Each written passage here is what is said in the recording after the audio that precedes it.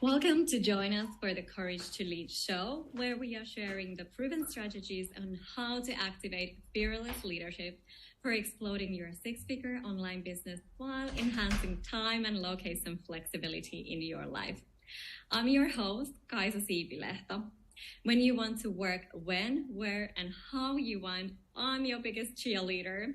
As the leadership coach and founder of Livia Joy, I guide experts such as coaches, consultants, and creative professionals increase time, location, and financial freedom by running their online businesses with joy and ease. Why I'm passionate about helping others enjoy freedom lifestyle is very personal. When I was about to lose the man I love, I decided to take control of my life and happiness. I left my home country, Finland, and a 10-year corporate career in marketing, moved to London, studied a new profession, and started my coaching business all at once while starting a life together. This has given me an understanding what it takes to make major changes. Now we are creating a nomadic lifestyle with my husband beyond my wildest dreams, traveling around the world while I've been supporting hundreds of experts to transform their lives. So this inspired me to put together Courage to Lead series with my dear friend and co-host Melissa. The purpose of this show is to help you say goodbye to confusion and self-doubt and welcome the future full of courage, abundance, and prosperity. Therefore, I have thought leaders, coaches, mentors, and authors who are experts in this area to share their key insights and strategies with you. So today I have the privilege to introduce you Carol Hampshire. Carol is a web designer and brand strategist with over 27 years experience. Her unique approach is being able to intuitively tap into her client's essence and infuse that into their soul-aligned brand that connects, captivates, and converts. She lives in a small coastal town in South Africa and is a mermaid at heart who loves to travel, swim with dolphins, and does the occasional ice bath. I know that as a Finn as well. Why I wanted to interview Carol is that I got impressed by her work and the transformation she has helped her clients to undertake to explode their coaching businesses. So Carol, very much welcome to Courage to Lead show. Thank you very much. I am so excited to be here. Yes, before we dive into branding and really your expertise, I would like to hear from you. What does courage mean to you and maybe how it has shown up in your life? That's an excellent question. And I think anyone who's an entrepreneur has got that courage to do something that other people don't normally do. So I'm going to when I was still in corporate, I knew that I had to live the life that I wanted. There was that kind of moment that you spoke about in the intro that you had. And I had one client. I managed to find one client, and that courage made me take that leap. And that is what it is for me, taking that leap that other people don't normally take. Wow. Yeah. That's amazing to hear. It's not like, okay, you would have 10 clients and it just takes one thing. For me, it was the love story that I shared, finding my husband and how it took me to different paths. And like you said, can you tell me a little bit more about like how you found the client, especially for our listeners who might be dreaming of starting their businesses? How did that start? So I think if we can rewind time a little bit, my intention was so pure that I wanted to run my own business. I knew that I couldn't work for somebody else. I knew that I wanted to travel like you do. You love traveling. I knew that I'd never be able to achieve my goals under a corporate umbrella of someone else. So there was I think a conference in our city in Cape Town at the time. And I took the day off work and I went into this tourism conference with a couple of hand-printed cards that I made myself. And I managed to just connect with one person, and I gave them my card. And I said I was a freelance designer, which I wasn't yet. But if we boil down what was it, it was my intention. And I think my intention to have that kind of lifestyle of my own clients, live my own life, being able to travel, and have the kind of financial stability that I wanted, I think that was the thing that turned the wheel for me, right? That was the one thing that made it possible, because as soon as that one door kind of opened a little bit, the rest followed. So if anyone is listening, your passion, your intention is the thing that I fully believe is going to be the one that's going to open up doors. So yes, you will be able, you do need to make an effort. You will be in front of people that want to work with you, but your intention is going to shine through. And I love that example. Thanks for sharing that, because I myself am a little bit, I call myself recovering perfectionist. So I like wanting to control everything and like have everything perfect before doing something. And like you said, you had the intention, you didn't have your business yet, and then yet you were connecting as a freelance already. So how we don't need to have everything perfect and ready to start. And that's the perfect example how you can just like explore a little bit. How does it go? And that was the first thing. And then how we can kind of get the movement and momentum going. Totally. So fast forward, you've been building your business and doing this for many, many years. Do you see like how does courage show up in your clients in particular? Like how do you help them from your perspective? I believe that when clients come to me for a rebrand and they're wanting to create a website, again, it's that courage. They see something more for their life. They see an emerging leader, someone who has a passion and a vision to make a big change in the world. And I've seen some of the clients that have rapidly grown. I've got a couple of them that have grown within years from literally 0 to nearly 7 figures. And they all have one thing in common. There's such a clarity in their intention, and there's a clarity in being able to take that leap. And that is where that branding comes in. There's just the power in that. There's a clarity. I keep on saying that word clarity, but everything just seems to, they just know that they're ready for more, right? And they're stepping into that power. So their old ego, their old brand is kind of falling apart as they emerge into something else. And that's where they take the courage and they take the leap to trust in me, which is such a humble experience. The thing that people trust me with their beautiful brands. And I'm almost like, as I'm talking about it, it's almost like I'm helping them open up their cocoon, right? And just emerging as a butterfly. It's something that I normally share with other people, but that is how I feel. That's what I believe branding is. It's being able to say, I'm ready now, but I need your help. I can't do this on my own. And that's where I come in and just help that butterfly to kind of emerge.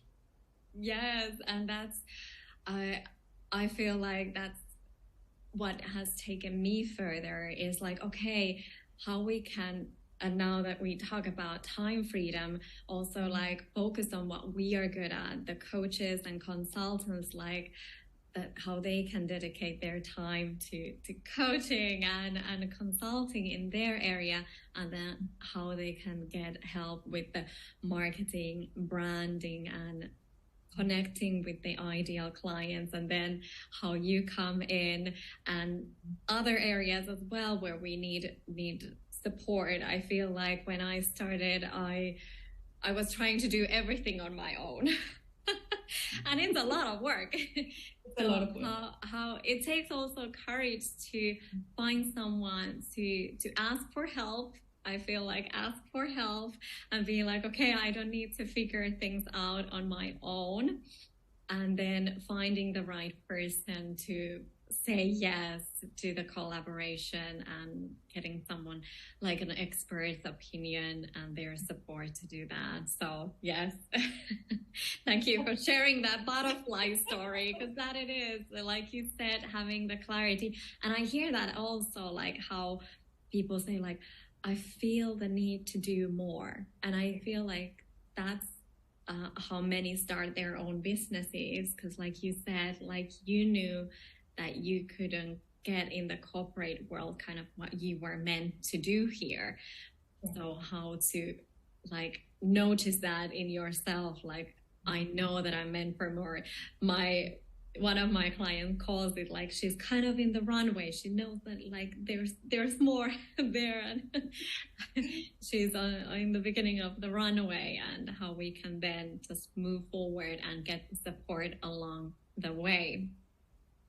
If we talk about branding, I would love to hear from you with your experience, like how the brand evolves. Like you said, like you take the brands and really let them flourish.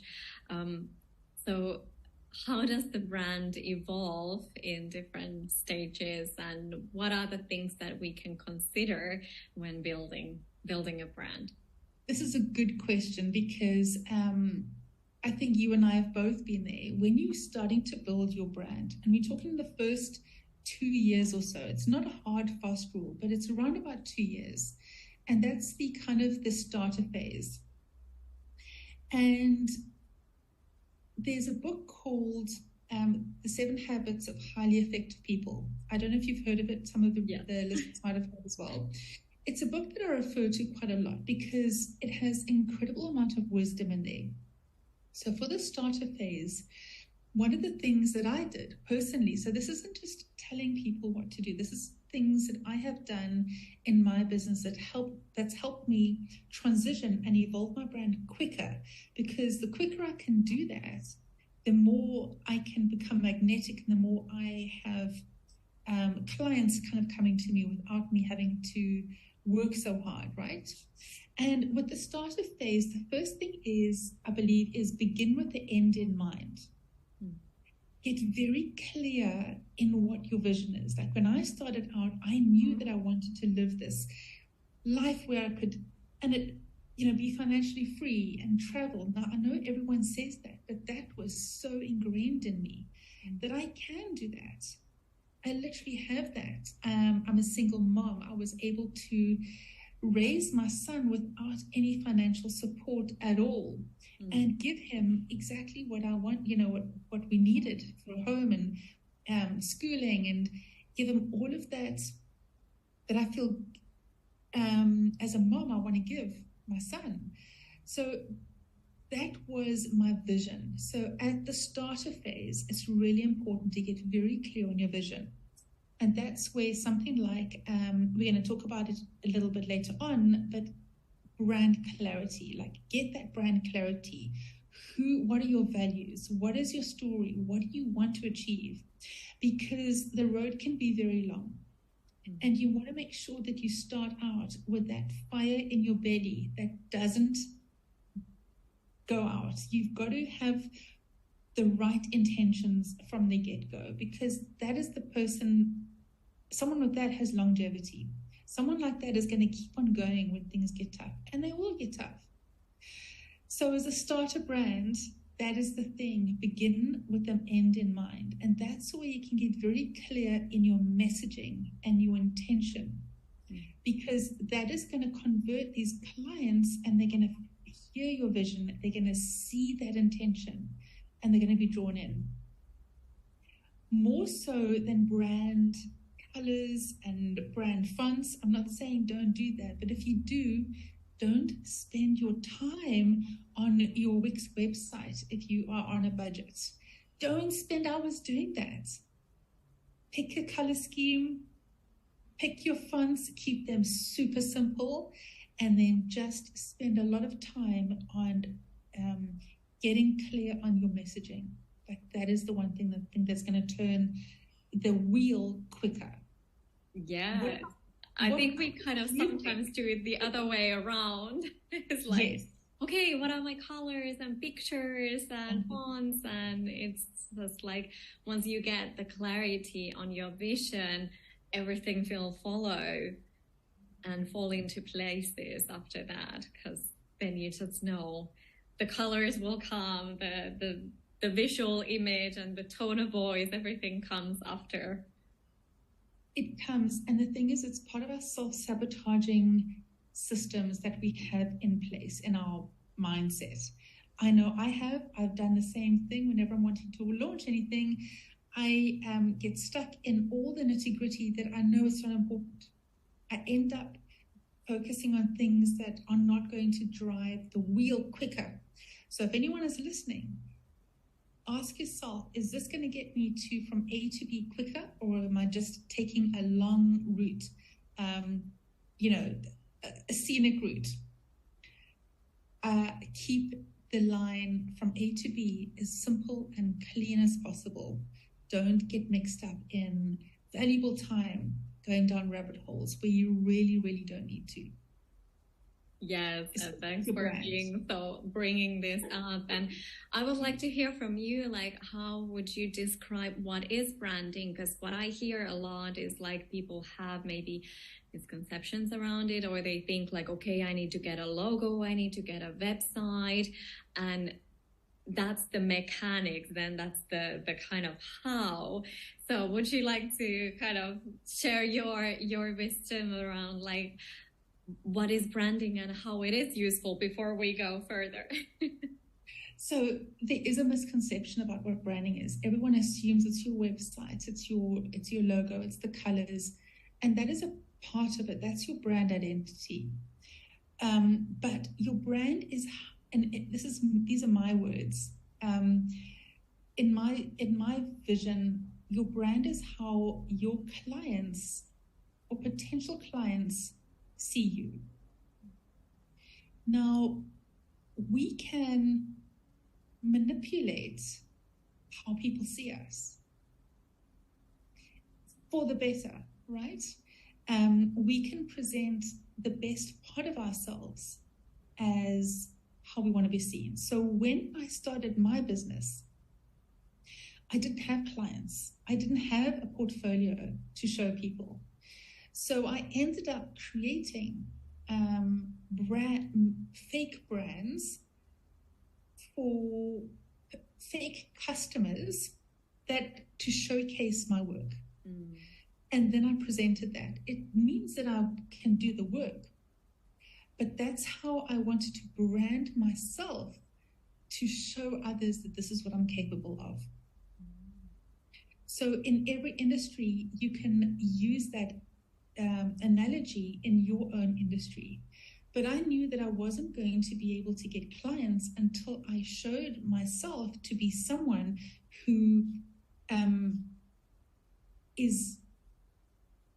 has a design ethic that's higher than everybody else. You've got to stand out from the crowd, no matter what your industry, and you've got to do things that are slightly different. So as soon as I start getting work, obviously I'm going to change my actual client work for kind of the fake projects that I made up, but it just still showcases my work.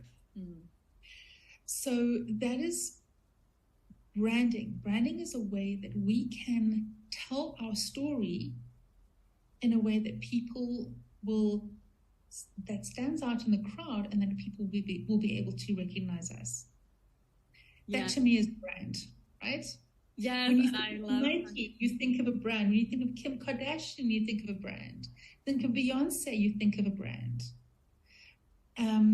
We all have this conception in our minds on how we think about certain brands, and that includes people, and that includes personal brands.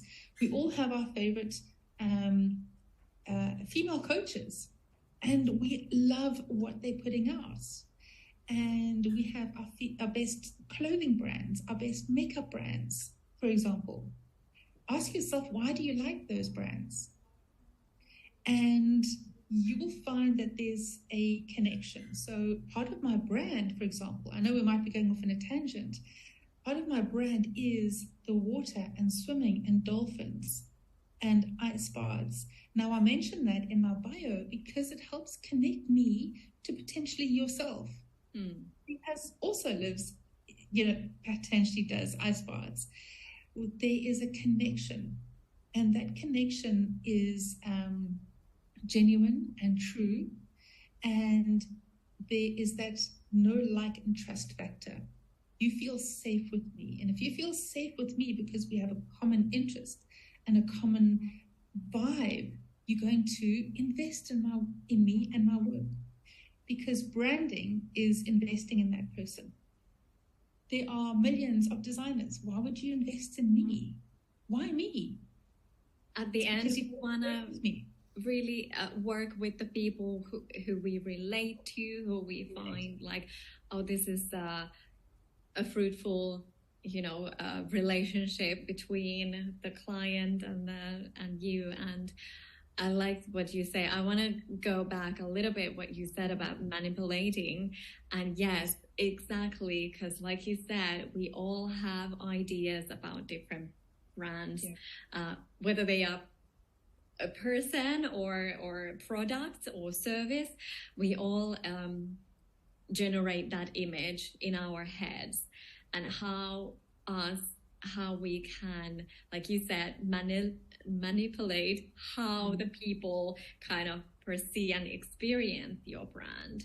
And this is so important, because if we are not telling the story, people are creating whatever image in their head.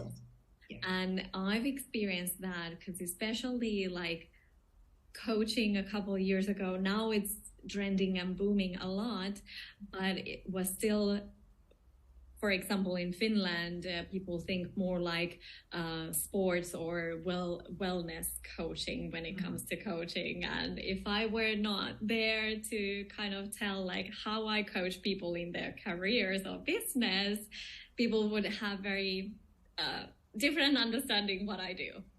So that's how it's so important to use your words, how you describe about your service, what is it that you do. And also, like you said, what is the relatable aspect for you, like how it is traveling and swimming and ice baths and things like that, and how I want to help people to have the time and location freedom, work when and where they want, because that's so like true to my heart and how I enjoyed the world. So yes, how we can really choose our words so that people can understand like what it is that you do. And otherwise we would have like 8 billion different ideas what it is that Carol does or what it is that Kaisa does if we are not there managing our brands. And that's when you're starting out, that's the brand. They say, be yourself. Show me walking your dogs. What makes you different? I've got a client who has 7 children. That makes her different. She's the most perfect coach for new moms. Perfect coach for that. So she shares her life and her behind the scenes. So that's what I'm saying when manipulating is share the things that you know are going to attract the right kinds of people that you want to work with. Instead of having the most perfect logo or fonts or colors, be yourself. People buy from people. Like, bottom line, people buy from people.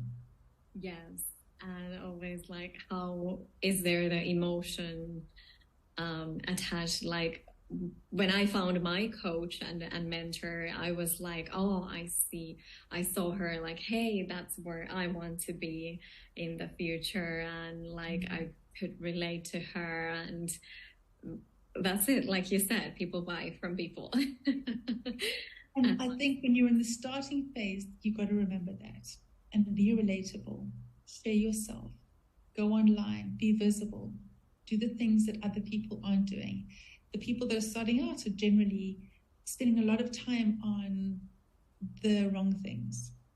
Can you tell us a little bit more what to avoid in the beginning or anything? Well, I think the first phase is one of the things that actually, if you're on a budget, and generally when we're starting out, we're on a budget, I would not suggest, believe it or not, is to get a website.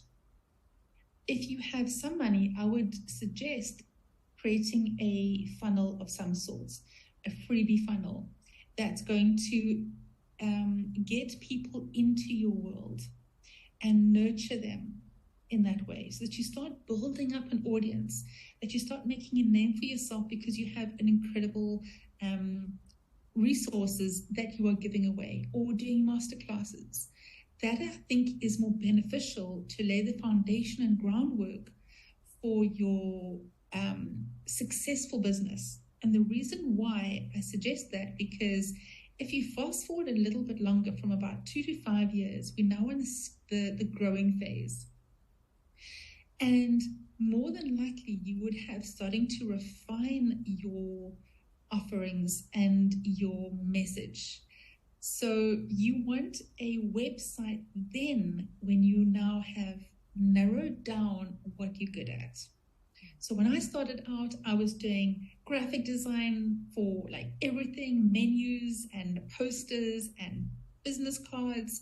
And then I started narrowing down to, I want to work with women entrepreneurs and coaches in the health field or business or anything. That was my niche. Now is the time to spend that money in the growing phase on your website, because you would have had clients by now. You would have had testimonials by this phase, and you have a couple of products that you know are working. So you've tried and tested certain things. Some things might not have worked, and you've reinvented your offerings, and you've started to reinvent yourself, because you've realized that every couple of years, you're going to start reinventing yourself and reinventing yourself. And the growing phase is when it's time to invest in, I think, a beautiful website and a beautiful brand. I would suggest having that, getting someone to support you with that. So find a designer that you feel aligned to, because I don't think this is something that you should do. You should help people tell your story for you. Someone who knows how to do that, right? So that you can then focus on selling your incredible products. Yes. Even though you would know how to do it. And like I said, like I've been building a lot of websites and doing a lot of marketing in my corporate career.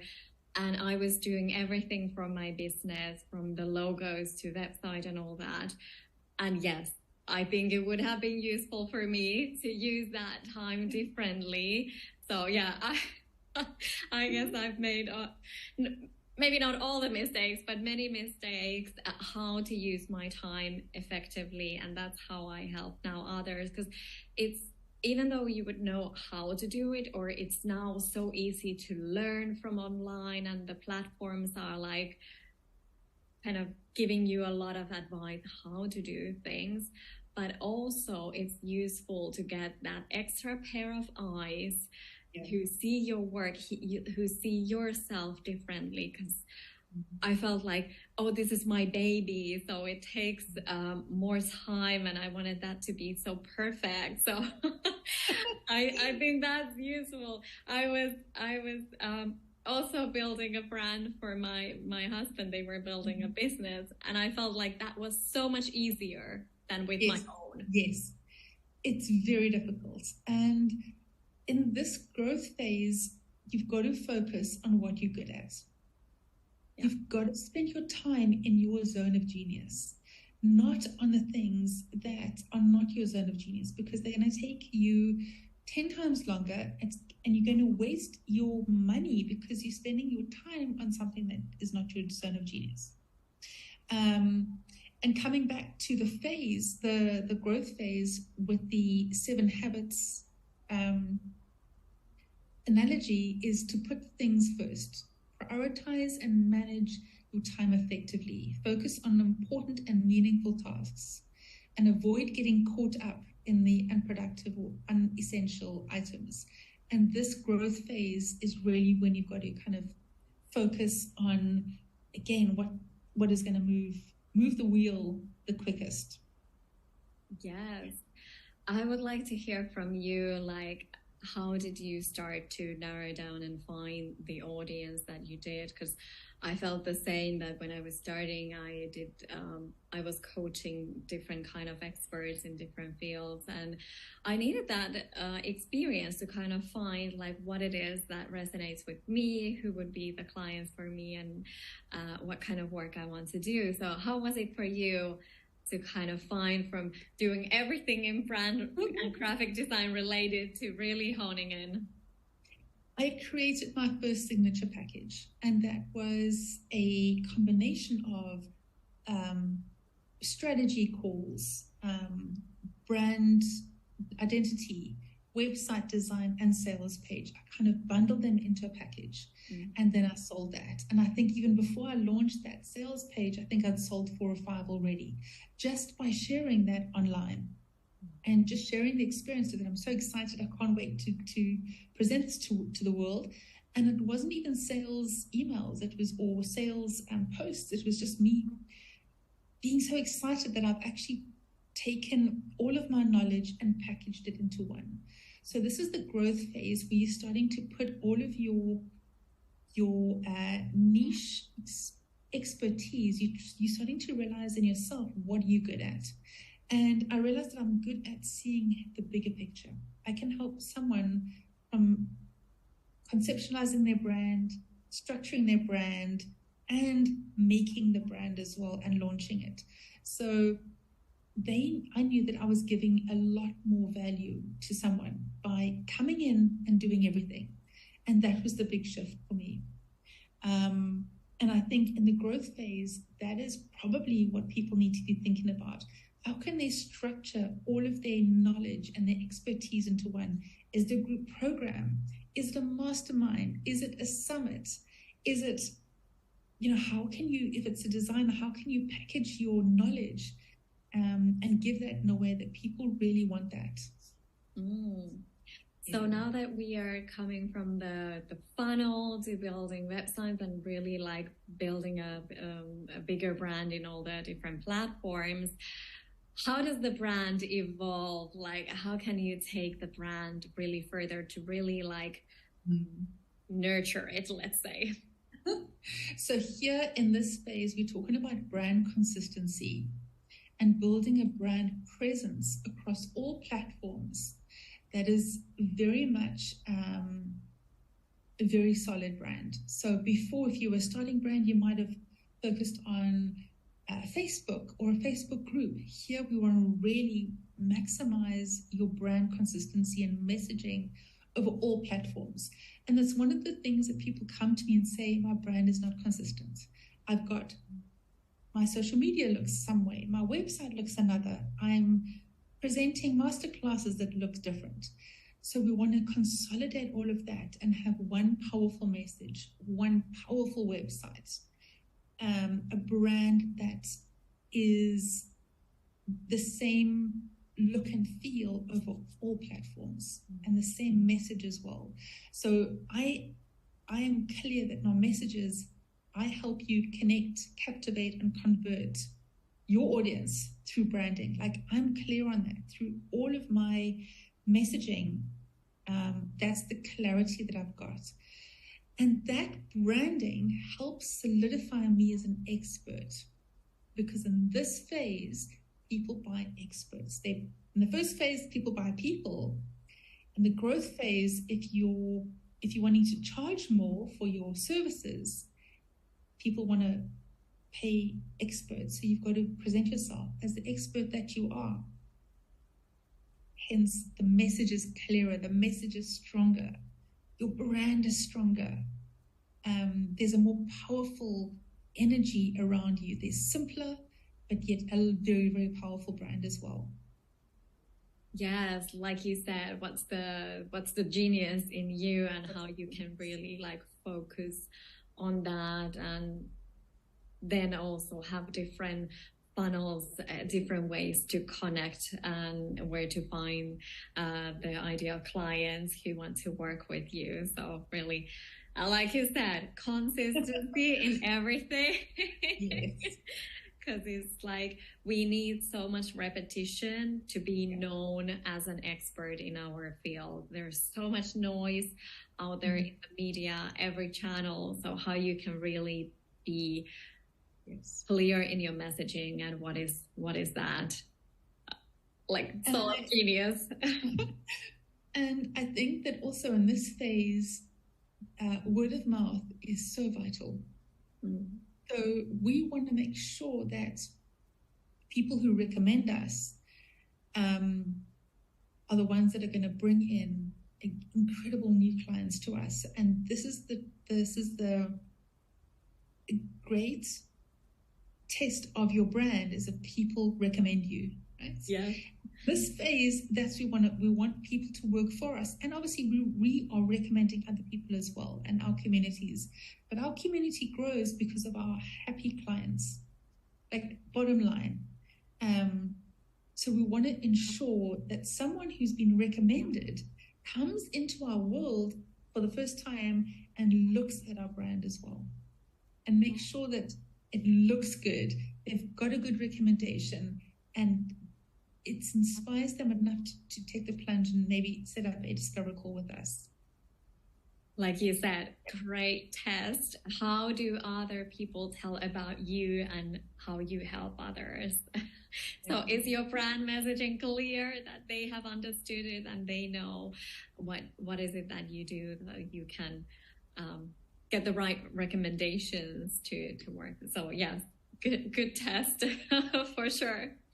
Before we wrap up here, is there something that you really want to share about branding, and like what is it that you've noticed, especially now, that people should focus on?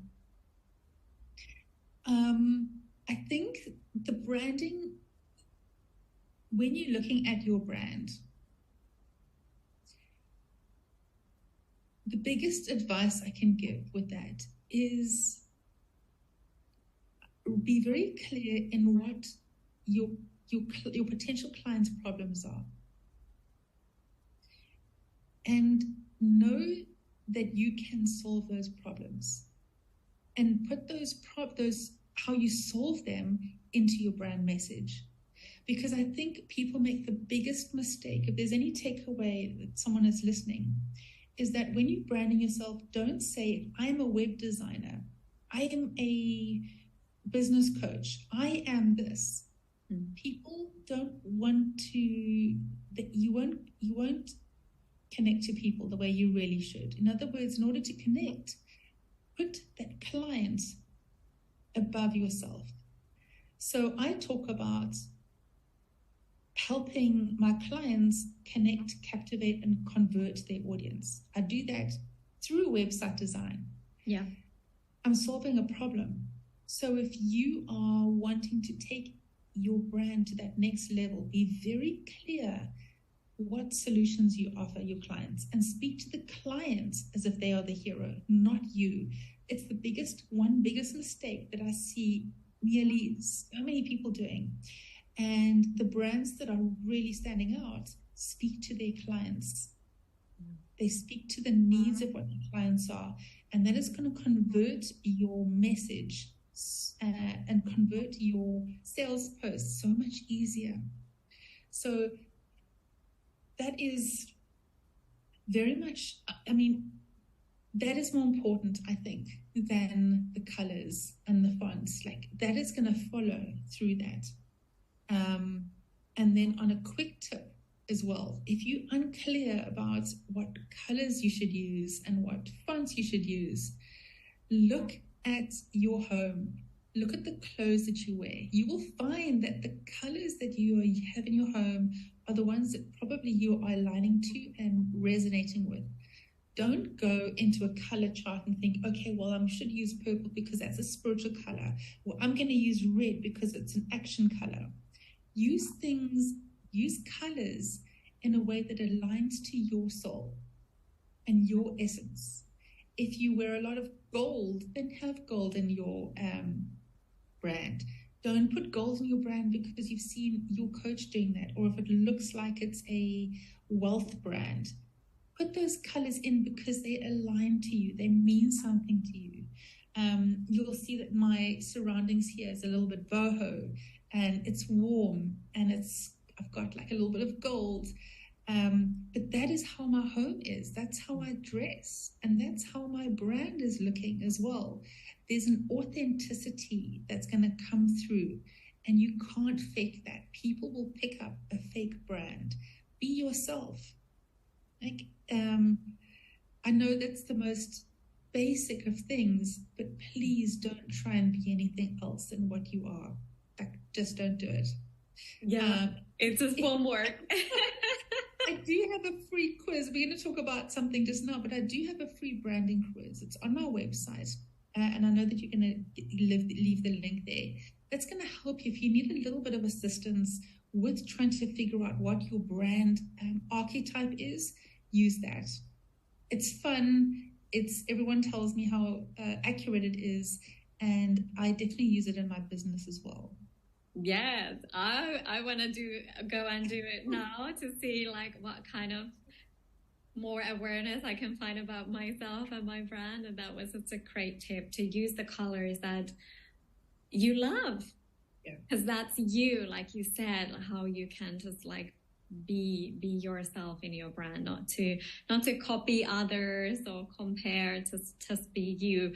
That's my takeaway on this, and how it evolves throughout your entrepreneurship journey, different business stages, the more clarity you get, and how you can then start to really hone it in and find really like the sweet spot, I would say. Yes. Thank you, Carol, so much for joining, and your gift resource. We're gonna. Is this the quiz, or you had actually something else that you? I've got something else. It's a brand clarity work. They work together, but it's a brand clarity workbook. It's very comprehensive. It's everything that you need to relook at your brand. From the inside out. I mean, I've had people come to me telling me that they've bought courses and they didn't get as much clarity and information. So it's a very good base. It's going to set you apart, help you set you apart from everyone else. So go and check it out. It is for free.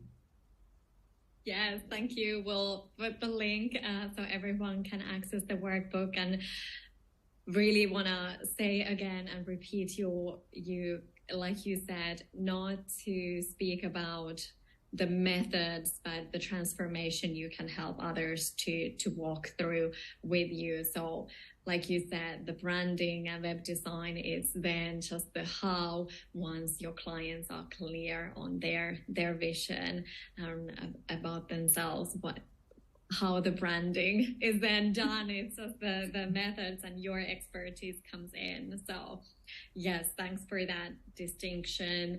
I see that a lot, that people kind of just tell their titles, and that doesn't tell a lot sometimes. So, or especially for a person who's not an expert in web design. So it's like, okay, how do you help me? Or an expert in branding. So what does that mean? So how you can be as clear as you want. I think I've heard like, how can you tell it so that a 6 or 8-year-old would understand it? Yes. So that's a good test again. Or test you with your friends. That's such an important piece. I think once you've shifted that, things are gonna, if you are feeling a bit stuck in your brand, relook at your brand message. That's the first thing I would look at, is your brand message. Yes. What a great way to finish this interview. Thank you again for joining and sharing your wisdom about branding, how to really captivate and convert those clients to grow your business. So hopefully we could talk about branding forever. So hopefully we'll get another chance to connect and go deeper. So thank you again, Carol, to joining our show. Thank you so much for having me. I appreciate that. Thank you. Until next time.